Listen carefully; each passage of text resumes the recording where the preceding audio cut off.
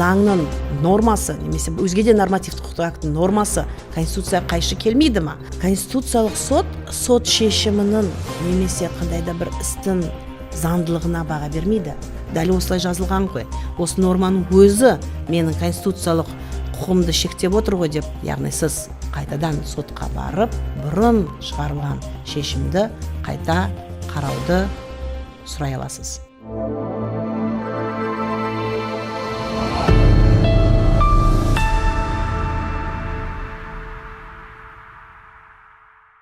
Армысыздар, біздің бүгінгі спикеріміз Қазақстан Республикасы Конституциялық соты аппараты бөлімінің меңгерушісі Салтанат Мұсабекқызы Нұрымбетова ханым.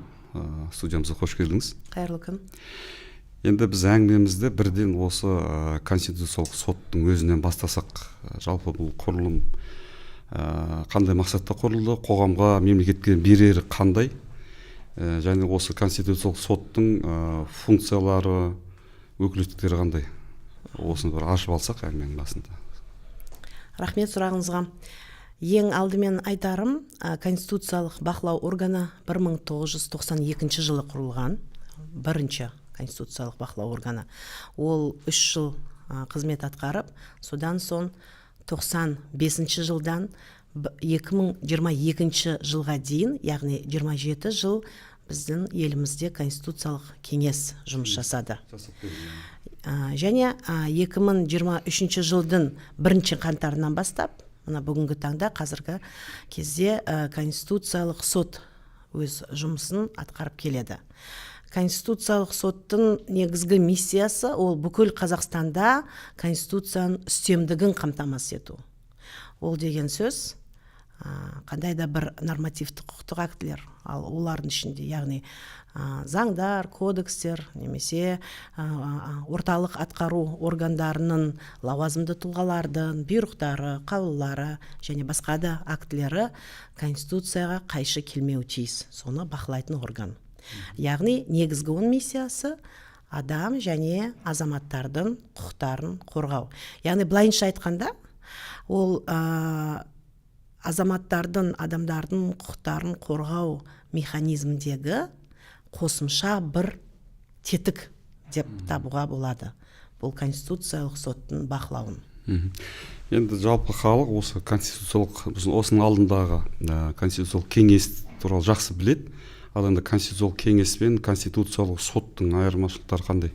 Мысалы, бұрынғы конституциялық кеңес енді конституцияға әлде бір қандай бір жағдайдың сәйкес келмеу жөнінде сұраныстарға жауап беретін.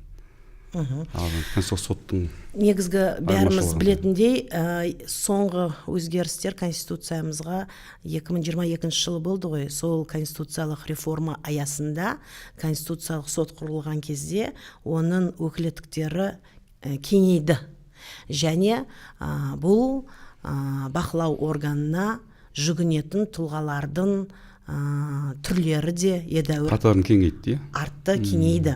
Осы ең бірінші, ең негізгі айырмашылық. Алдында шектеу болатын бұрын соңды конституциялық бақылау органына, мысалы үшін жаңа кеңеске жай азаматтар тікелей жүгіне алмайтын. Адам құқықтар жөніндегі уәкіл ол қатарда жоқтығын, яғни субъектілер қатарында.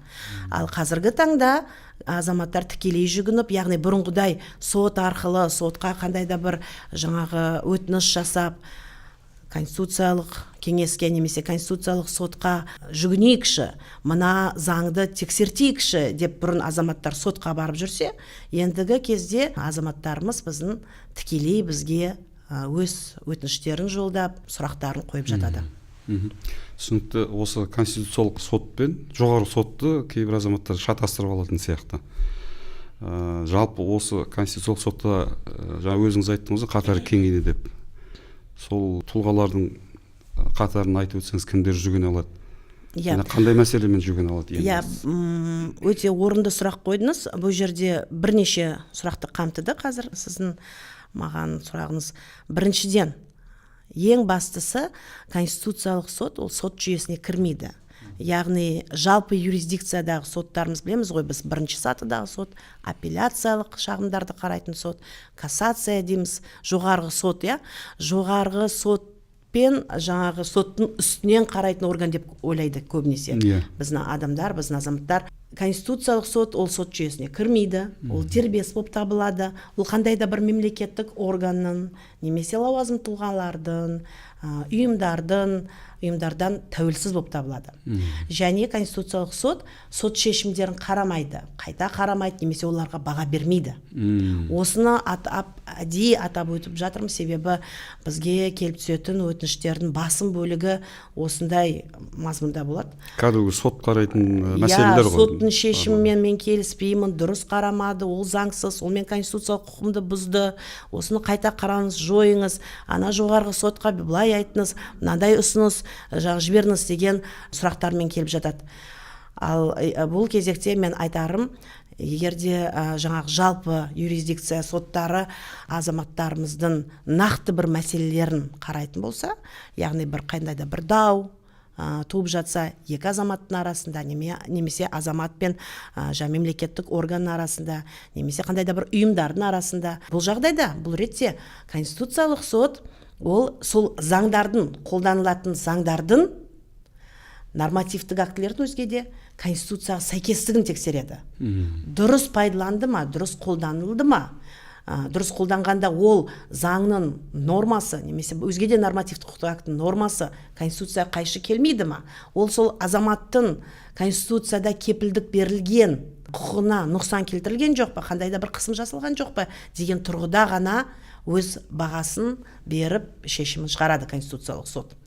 Ал егер жаңағы кім жүгіне алады деген мәселе келер болса, онда конституциялық бақылау органына президент жүгіне алады, парламент палаталарының төрағалары, депутаттардың жалпы санының 5-тен 1 бөлігі бірге қосылып, мысал үшін қандай да бір бізге өтініш жолдай алады. Жеке депутат емес, жалпы санның 5-тен 1 бөлігі жүгіне алады. Топтық бұл жерде, топтық ұжымдық өтініш деп санауға болады. Сосын премьер-министріміз жүгінеді. Соттардың өздері, егерде бір қандай да бір істі қарап жатса, судья жаңағы басшылыққа алатын норманың конституцияға осы қайшы келетін сияқты, сай келмейтін сияқты, бір қандай да бір түсінбеушілік орын алып жатса, бұл жерде судья істі тоқтата тұрып, ол қылмыстық іс болсын, ол азаматтық болсын, әкімшілік іс болсын, оны тоқтата тұрып, конституциялық сотқа жүгіне алады судьяның өзі. Әрекетіміз сай келе ме, сай келмей ме деп. Мына норма, мына істің барысында мен мына норманы қолдануға маған тура келеді. Ал дегенмен ойымша мына норма конституцияға сәйкес келмейтін сияқты деген қайшылық қалуы мүмкін дейді ғой. Иә. Мысал үшін дәл қазір конституциялық соттың қарауында бір облыстың жаңағы сотының өтініші қаралуда дәл қазір. Істі тоқтата тұрып бізге жүгінген. Одан басқа, мына реформа дедім ғой жаңа, сол 2022 жылғы конституциялық реформаның нәтижесінде енді бізге бас прокурор мынандай мәселемен жүгінеді. Мысал үшін кез келген нормативтік құқықтық актінің конституцияға сәйкестігін тексеру мәселесімен жүгіне алады. Немесе қандай да бір конституцияның нормаларын түсіндіру бойынша да жүгіне алады. Одан басқа жаңа бір тұлға ретінде адам құқықтары жөніндегі уәкіл жүгіне алатын болды. Бұл лауазымды тұлға да нақты бір мәселе емес, жалпы азаматтарымыздың құқықтарына нұқсан келтіретін нормаларды анықтап жатса, жұмыс барысында кездесіп жатса ондай нормалар, сондай сауалмен жүгінуі мүмкін. Және ең басты біздің жаңалығымыз, ол 2023 жылдың 1 қаңтарынан бастап бізге азаматтарымыз тікелей жүгініп жатыр қазіргі таңда. Ал жүгінудің мәні ол мынандай. Сол азаматтардың қандай да бір нақты істе, мысал үшін қандай да бір құқықтық қатынастарда еліміздің заңнамасының бір нормасы, яғни нормативті құқықтық актінің бабы, қандай да бір мәселе сол заңдарда жазылған, конституцияда кепілдік берілген құқықтар мен бостандықтарына қысым жасалып жатса, немесе қалай да бір оған қатысы бар болса, конституциялық сотқа өтінішпен жүгіне алады.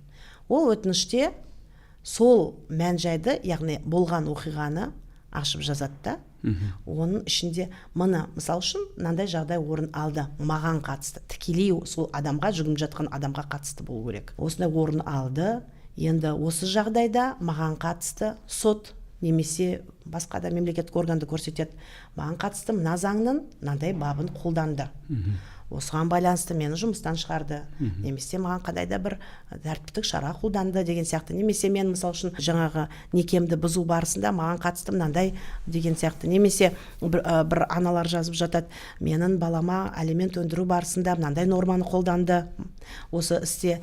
Ал бірақ конституцияда былай жазылған ғой. Неге мына заңның осы нормасы, осы конституцияда маған қатысты жазылған, яғни мен қолданылатын жаңағы құқығымды пайдалана алмаймын? Неге осы заң жаңа қысым жасап, менің құқығымды шеттеп тұр? Деген сауалмен бізге жүгіне алады. Және сол норманы қолданылғанын растайтын құжат ретінде сол соттың шешімін, немесе сол мемлекеттік органның шешімін, жауабын бізге жолдауы керек. Және ол соттың шешімі, жаңа норма қолданылған соттың шешімі күшіне енген сәттен бастап 1 жыл аспауы тиіс. Яғни бұл ескіру мерзімі ретінде қарау керек. 1 жылға дейін үлгеру керек. Иә, ол кез келген жаңағы сот жүйесінің сатысы болуы мүмкін. Яғни ол жоғарғы соттың шешімі ма, жоқ ол жоғарғы соттың ұйғарымы ма, жоқ ол жаңа бірінші сатыдағы соттың шешімі болса да болады, егер де ол заң күшіне енсе. Сосын біздің еліміздің конституциялық бақылау жүйесінің бір өзгешілігі басқа елдерге қарағанда, бізге мынандай азаматтарға де қолайлы жағдай жасау үшін, яғни конституцияның үстемдігін барынша тез арада қамтамасыз ету мақсатында жасалған дүние деп санауға болады. Ол мына азаматтардың құқығын қорғаудың бүкіл тетіктерін пайдаланып барып, барлығы аяқталғаннан соң, барлық мүмкіндіктер біткеннен соң ғана жүгінуге болады деп жазылған басқа елдердің заңдарында, конституциялық заңдарында. Ал біздің конституциялық сотқа бір сот шешімі заңды күшіне енген және 1 жыл өтпесе, сол жеткілікті конституциялық сотқа жүгіну үшін. Жеңілдетіліп тұр. Яғни бүкіл сатыларды аяқтап кел деп тұрған жоқ біздің заң. Одан басқа тағы да бір өзгешілік, ол егер де сіз даулап отырған, яғни сіз конституцияға сәйкес келмейді деп сіздің пікіріңізше сондай бір норма бар болса, ол заң нормасы болса, және ол норма императивті болса, яғни оны қолданылуы, оның пайдалану өзгеше жолдарды көздемесе, яғни қалай жазылды, осы күйінде қолданатын болса, ол міндетті болса осындай қолдануы, онда ешқандай сот органына жүгінбей-ақ бірден конституциялық сотқа келуге болады. Жақсы, қазір мен тағы бір маңызды сауалды қоймас бұрын мынаны тарқата кеткім келіп отыр. Жақсы, азамат қатарда қарапайым азамат конституциялық сотқа жүгінді, сот қарады, азаматтың жаңағы шынында да зәбір көргені, заңсыздықтың құрбаны болғаны анықталды. Онда жағдайда ары қарай әрекет қандай болады, конституциялық соттың әрекеті қандай болады? Сәл бұл жерде нақтылай кету керек. Конституциялық сот шешімінің немесе қандай да бір істің заңдылығына баға бермейді. Конституцияға сәйкестілігіне. Тек қана қолданылған заңның конституция сәйкестігін тексереді. Ал егер сәйкес келмеген жағдайда? Сәйкес келмеген жағдайда жаңағы өтініш негізі бізге конституциялық сотқа түскенде бірнеше сатыдан өтеді. Осыны түсіндіріп өтейін азаматтарымызға, халқымызға түсінікті болу үшін. Мына конституциялық сотқа келіп түскен өтініш басында конституциялық сот аппаратында тексеруден өтеді. Ол формалды түрде өтеді. Яғни біз уже баға беріп, конституцияға сәйкес келеді ме жоқ па, ондай мәселені қарамаймыз. Қаншалықты ол негізделген, қаншалықты дұрыс, жаңағы білікті тілмен жазылған деп оған баға бермейміз. Біздің тексеретіміз, аппараттың тексеретіні, ол жаңағы өтініште барлық деректер қамтылған ба? Конституциялық сот атауы жазылған ба, кімге ол жүгініп тұр біріншіден, екінші өз мәселесін ашып жазған ба, қандай жағдайда, қандай заң, оның заңның атауы, ол қашан қабылданған, егер де ол мысалы үшін бұйрық болса, онда қай министрліктің бұйрығы деген сияқты сол қабылдаған органның атауы көрсетілуі тиіс, және қай бабы нақты, оның қай тармағы деген сияқты, иә.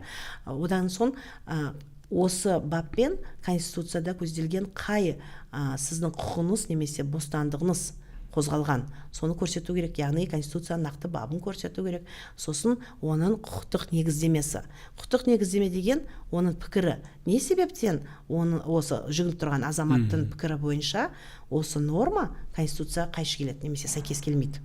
Осыны ашып өз пікірін жазғаны керек бізге. Бір сөзбен айтқанда, осы мәселеге байланысты барлық мағлұмат толық болу керек қой. Иә, міндетті түрде толық болғаны дұрыс, және қосымша құжаттар ретінде жаңағы мен айтып өткендей, сот қай орган оны қолданды, сот шешімі ма немесе мемлекеттік орган, соның жаңа қағаздарын, құжаттарын қосу керек. Содан соң мына азаматқа тікелей қатысы бар ма жоқ па? Кейбір жағдайда мысалы үшін өзге тұлғалар жалпылама тілде айтады, абстракты түрде айтады. Мына норма мен пікірімше Конституцияға қайшы келеді деп. Бұл жағдайда біз айтамыз, конституциялық сот туралы конституциялық заңда көзделген. Нақты сізге қатысты болу керек ол жағдай. Абстракты түрде бізде бақылау жүргізілмейді. Біздің елімізде тек қана нақты, конкретный контроль дейді орысша айтқанда. Содан соң, егер де барлық жаңағы өтінішке қатысты оның нысаны, оның мазмұнына қойылатын талаптар, сондай-ақ жаңағы конституциялық сотқа жүгіну шарттары сақталған болса, жүгіну шарттары мен жаңа айтып өткендей, ол сот шешімінде қолданылуы тиіс, ол сот шешімі болу керек, бір жыл аспау керек деген сияқты осындай. Осы шарттардың бәрі сақталған болса өтініште, онда біз осы өтінішті тиісті анықтамамен бірге Конституциялық сот төрағасына жолдаймыз. Аппарат жолдайды. Сол күні, жолдаған күні Конституциялық сот төрағасы оны қарап, негізі онда 3 күн бар, қарап, жаңағы бір судьяға, Конституциялық сот судьясына немесе бірнеше судьяға жаңағы негізінен, яғни алдын ала қарау үшін жолдайды. Алдын ала қарау барысында ол көбінесе 1 немесе 2 ай осындай аралықта қаралады. Ол мәселенің күрделілігіне қатысты қарап, алқалы түрде Конституциялық сот судьялары шешім қабылдайды. Осы өтінішті конституциялық іс жүргізуге қабылдаймыз ба, жоқ бас тартамыз ба? Бас тарту негіздері нақтыланған. Қандай жағдайда бас тарту мүмкін? Ол негіздер жоқ болса, онда конституциялық іс жүргізуге қабылдайды. Бұл екінші сат, яғни да. Және егер де жаңағы өтініш конституциялық бақылауға қабылданған болса, яғни соттар уже негізінен қарау үшін жұмысына қабылдаса, ары қарай жұмыс басталады. Яғни уже осы норманы негізінен қарап, бүкіл халықаралық осы мәселеге қатысты халықаралық шарттардағы біздің міндеттемелерді қоса алғанда Конституцияға қаншалықты сәйкес келетінін, ол норманы жан-жақты жаңағы талдайды. Себебі бір норманың өзі бір жағдайларда қысым жасауы мүмкін, басқа жағдайларда дұрыс қолданылуы мүмкін деген сияқты барлық мүмкін жағдайларды қарап, бұл үшінші кезең, төраға мен бүкіл судьялардың барлығы сол бір өтінішті жан-жақты қарап, ең соңында шешім шығарады. Бұл шешім уже қорытынды болады. Қорытынды шешімде мына даулы болған норманың немесе бірнеше норманың, баптардың, заңның баптары болуы мүмкін, кодекстердің, өзге де нормативтік құқықтық актілердің баптары болуы мүмкін. Олар Конституцияға сәйкес келеді ма, жоқ па? Осы мәселе шешіледі, қорытынды шешімде көзделеді. Конституцияға сәйкес келмейді деп танылған норма, сол шешім нормативтік қаулы ретінде, нормативтік қаулы жарияланған сәттен бастап, осындай Конституцияға сәйкес келмейтін норма өз қолданылуын тоқтатады. Сол сәттен бастап қолданылуын тоқтатады. Ол бұндай шешім, яғни Конституциялық соттың нормативтік қаулысы бүкіл біздің елімізге барлық мемлекеттік органдарға міндетті болып танылады. Ол шағымдануға жатпайды.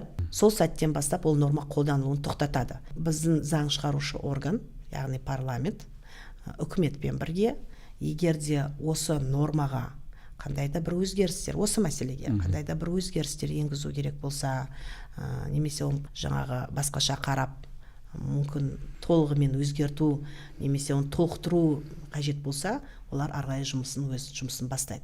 Бірақ мына тұрғыда даулы норма осы біз қазіргі таңда мысалы үшін да бізге жүгінген сәттегі тұрғыдағы оның мәтіні уже қолданылмайды. Жаңа қорытынды шешім жарияланған сәттен бастап. Тағы да бір өзгешілік, сіз жаңа Конституциялық кеңес пен Конституциялық соттың айырмашылығы дедіңіз ғой. Тағы да бір қызықты жағдай. Бұрын сонда мысалы үшін Конституция бақылау органында шешімдердің екі-ақ түрі болса, ол Конституцияға сәйкестігін немесе сәйкес келмейді деп шығаратын қорытынды шешім.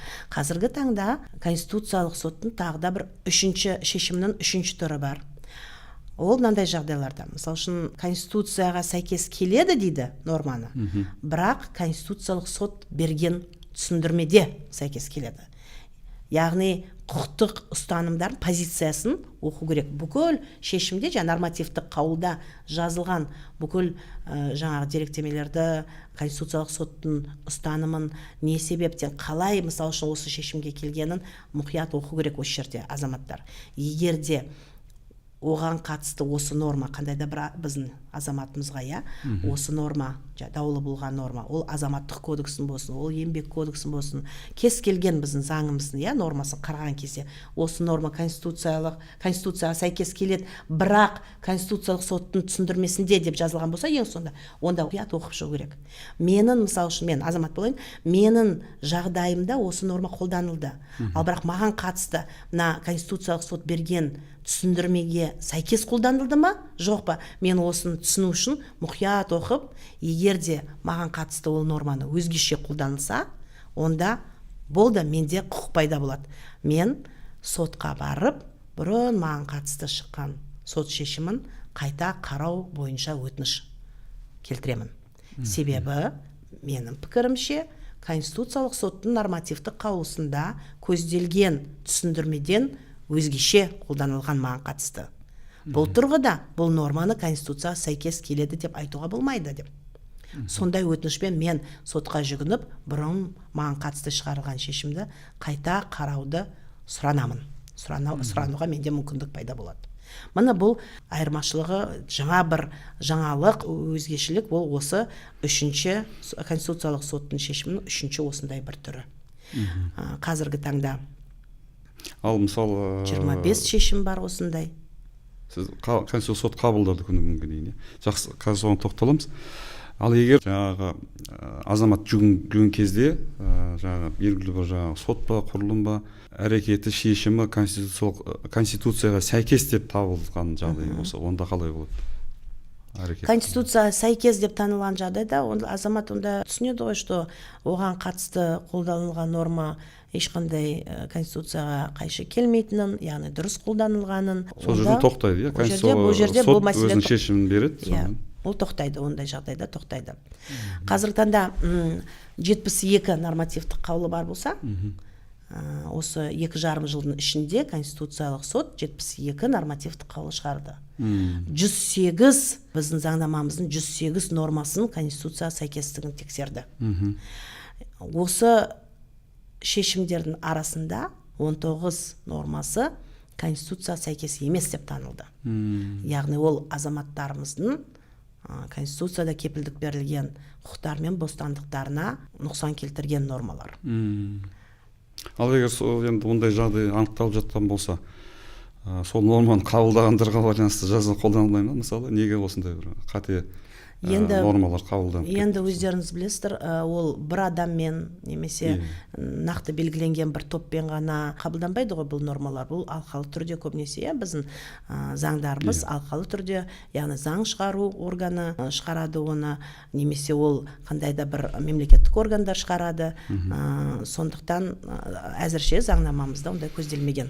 Жақсы, енді жаңа жеке енді мемлекеттік құрылым өкілдері олар енді жақсы біледі ғой, қалай шағымдану керек екенін, қандай жолмен жасалатынын. Бізді қызықтыратын жеке азаматтар, қарапайым азаматтар Конституциялық сотқа қалай жүгіне алады, қандай жолмен, не істеу керек ол үшін қарапайым азамат. Осын айтып берсеңіз. Осы Конституциялық сот өз жұмысын басталғалы бері бізге 11 мыңға жуық өтініш келіп түсті азаматтарымыздан. Олардың 90%-дан астамын біз қайтаруға бізге тура келді.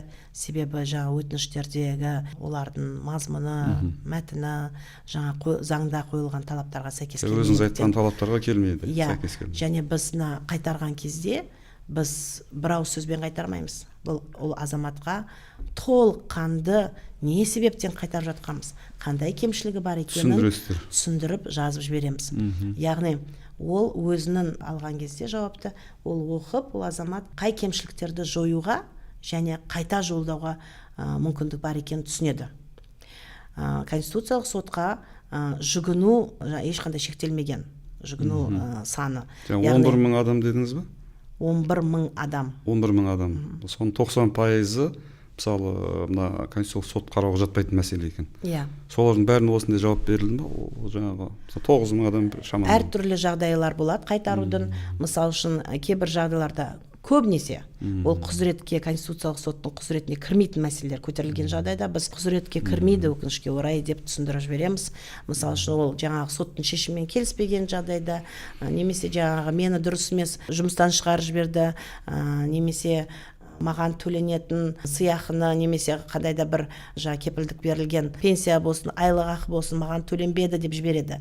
Ондай жағдайда біз айтамыз, дәл мына тұрғыда құзыретке кірмейді, бірақ егер де сіз жазсаңыз, қандай сізге норма қолданылды, және ол норма, ол заңның бабы, мысалы үшін қандай да бір баптың тармағы болсын, конституцияға қайшы келеді ме келмейді ме, осы мәселені сіз жазсаңыз, сіздің пікіріңізше. Өтініш беру барысында да қателіктер жіберетін болып тұр ғой. Әрине, сол қателіктерді қайтару соған ғана байланысты. Иә, сол қателіктерге байланысты біз осыны түсіндіріп жібереміз. Және ол жерде айтылады, мына кемшілігіңізді жоюға қайта бізге жүгінуге құқығыңыз бар дейміз. Сөйтіп қайталама келіп жатқан азаматтар бар. Мысалы үшін кейбір азаматтар 50-ден астам рет бізге қайта келген. Ол жерде көбінесе әрине біз о бастан айтамыз, бұл құзыретке кірмейді ғой дейміз, кейбірлер түсінбей қайта келіп жатады. Ал мысалы үшін мен сізге айтайын, 60-қа жуығы азаматтар кемшіліктерді дұрыс жойып, жаңа құзыретке кіретін мәселе болғандықтан тиісті құжаттарын ұсынып бізге жүгінген де жағдай болған. Яғни біздің хаттарымызда көрсетілген түсіндірмелеріміз де өз септігін тигізіп жатады. Одан басқа конституциялық сот ғимаратының ауласында конституциялық сот төрағасы әдейілеп азаматтарға кеңес беру орталығын аштырды. Және осы орталыққа кез келген азамат келіп, осы конституциялық сотқа жүгіну мәселесі бойынша тиісті мағлұмат, кеңес ала алады. Оны аппарат қызметкерлері жұмыс жасайды ол бойынша. Яғни қазірдің өзінде осы жылы 100-ден астам азамат келді бізге. Біз оларға отырыс қойып, алдымен жаңа мәселесін тыңдаймыз. Сосын ол мәселе конституциялық соты ол мәселеде қандай көмегін бере алады екен түсіндіреміз. Және қалай ол өтінішті рәсімдеу керек екен нақты әр мәселеге тоқталып жан-жақты түсіндіреміз. Содан соң уже жаңағы тиісті өз өтінішін бізге жолдап жатады. Қағаз түрінде беру керек пе, жаңа әлде сандық технология қолданыла ма? Жүгінудің әртүрлі түрі бар. Ол қағаз жүзінде мүмкін, немесе ол электронды формат, егов порталында өтініш арқылы бізге беріп жатады, немесе пошта арқылы жолдап жатады. Бастысы ол жазбаша түрде болу керек қой. Ауызша өтініштер қабылданбайды конституциялық сотқа, жазбаша түрде. Мысалы, осы 2 жылдың ішінде осы конституциялық сот жұмыс істей бастаған қанша жеке азаматтың мәселесін қарадыңыздар? Олар бойынша қандай шешімдер шығарылды? Мысалы, неше мәселе бойынша қандай оң шешім шығарылды? Конституциялық соттың бүгінгі таңда 72 нормативтік қаулысының 63-і осы азаматтардың жүгінулері бойынша шығарылған. 63 нормативтік қаулы ол онда 70 тұлғаның, яғни бізге жүгінген 70 адамның өтініші бойынша 63 нормативтік қаулы шығарылған. Және осы қаулыларда 19 жағдай, 19 норма конституция сәйкес келмейді деп көзделген. Ал конституция сәйкес келетін нормалар бойынша олар не себептен конституция сәйкес келетіні жөнінде сол нормативтік қаулыда нақты тұжырымдама жасалған. Яғни конституциялық соттың құқықтық позициясын мұқият оқып, не себептен осындай шешімге келгенін түсінуге болады. Енді азаматтар көбіне қандай мәселемен шағымданады конституциялық сотқа? Егер құзыретке сәйкес келетін, яғни қандай да бір норманың конституцияға сәйкестігін тексер деген өтініштерді ғана алатын болсақ, көбіне азаматтарымыз қылмыстық заңнамаға қатысты нормаларды тексеруді сұрап жатады. Қылмыстық, яғни ол қылмыстық кодексын немесе қылмыстық атқару кодексын, қылмыстық процестік кодексын баптарын, азаматтық құқық заңнамасы, яғни ол азаматтық кодекс немесе азаматтық процестік кодекстің кейбір нормаларын, әкімшілік кодекске қатысты жаңағы әкімшілік құқық бұзушылық туралы кодекстің мәселелерін, яғни нормаларын тексеруді сұрап жатады. Кейбір жағдайларда жаңағы мемлекеттік, яғни органдардың, яғни бір министрлердің бұйрықтарын да тексеруді жаңағы сұраған да кездері болған. Жақсы, рахмет. Енді біздің уақытымызда таяп қалыпты, сондықтан сұхбатымызды қорытындыласақ, мына мәселені тағы бір нақтылап өтсек, белгілі бір жаңағы пункттермен. Жекелеген азаматтар мысалы өтініш беру кезінде қандай мәселеге назар аудару керек, қандай кемшіліктерді жібермеу керек? Мен осы сұхбатты пайдалана отырып, азаматтарымызға мына мән-жайларға, мына мәселелерге назар аударғым келіп отыр. Егер де сіздердің қандай да бір құқықтарыңыз, яғни конституциялық құқықтарыңыз бұзылып жатса, сіз біріншіден сотқа барып, сол құқықтың бұзылуын даулайсыз. Соттың шешімін алған соң, ол заңды күшіне енген соң, әрине сіз ол шешіммен келіспесеңіз, ол жаңағы апелляциялық тұрғыда шағым келтіруге болады, содан соң кассациялық тұрғыда. Бірақ егер де сіз бірінші сот сатысындағы шешімі күшіне енгеннен кейін барып, ол өзгеше, ол норманың қолданылмайтынын білсеңіз, яғни сіз қандай да бір сізге қатысты шығарылған шешімде заңның немесе өзге де нормативтік құқықтық актінің нормасы дәл осылай жазылған ғой, осы норманың өзі менің конституциялық құқығымды шектеп отыр ғой деген пікірге келсеңіз, онда сіз бірден сол соттың шешімімен бірге конституциялық сотқа келіп, өз өтінішіңізді рәсімдеп, қандай жағдайда, қандай шешім шығарылғанын, ол сот шешімінде қандай заңның немесе өзге де нормативті құқықтық актінің нормасы қолданылған, және ол норма, яғни қандай да бір бап немесе баптың бір тармағы конституцияда көзделген сіздің қандай құқығыңызға нұқсан келтіріп тұрған, қозғап тұрғанын сіз өз өтінішіңізде көрсетіп, осы арқылы, осы мәселелерді көрсету арқылы және жаңағы соттың шешімін бізге өткізу, көшірмесін өткізу арқылы сіз нақты бір заңның нормасын конституцияға сәйкестігін тексеруді сұрай аласыз. Конституциялық соттың шешімінің негізінде кейіннен, егер де ол норма конституцияға сәйкес емес деп танылса, онда сіз бұзылған конституциялық құқығыңызды қалпына келтіре аласыз. Яғни сіз қайтадан сотқа барып, бұрын шығарылған шешімді қайта қарауды сұрай аласыз. Ал егер де мына өтінішті рәсімдеу барысында қандай да бір қиындықтар туып жатса, қалай жазамын, қалай көрсетемін, мына заңның бабы конституцияға сәйкес келмейтін қалай негізде аламын деген мәселелер туындаса, сіз білікті заң көмегін қолдана аласыз. Яғни ол адвокаттарға немесе заң консультанттарына жүгіне аласыз. Ал жалпы рәсімдеу мәселелері бойынша және жүгіну шарттары бойынша сіз конституциялық сот аппаратына келіп, тиісті кеңес ала аласыз. Ол үшін Астана қаласы Мәңгілік ел даңғылы 13 деген мекенжай бойынша азаматтарды қабылдау орталығы бар. Осы жерде біз тиісті кеңестерді бере аламыз. Осы азаматтарды шағымданған ісіне байланысты, мысалы, бірер мысал келтіре аласыз ба? Қандай жайттар болды мысалы? Мысалы, бір азамат конституциялық сотқа салық кодексінің 616 бабында сотқа жүгінген кезде мүгедектігі бар талапкерлерге қатысты олар сотқа жүгінген кезде мемлекеттік баждан босатылады деп нақтыланған.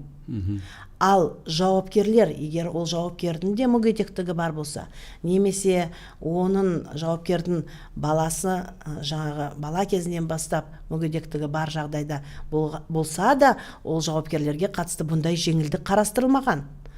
Бұл дискриминация ғой. бұл заңның алдында, соттың алдында азаматтардың теңдігі туралы Конституцияда көзделген, кепілдік берілген құқыққа нұқсан келтіреді ғой деген уәжбен Конституциялық сотқа жүгінген азаматтың өтініші бойынша Конституциялық сот бұл норманы, яғни салық кодексінің осы бабын Конституцияға сәйкес келмейді деп таныды. Себебі Конституцияда бізде жазылған әркім, яғни соттың және заңның алдында барлығын тең құқығы бар деген.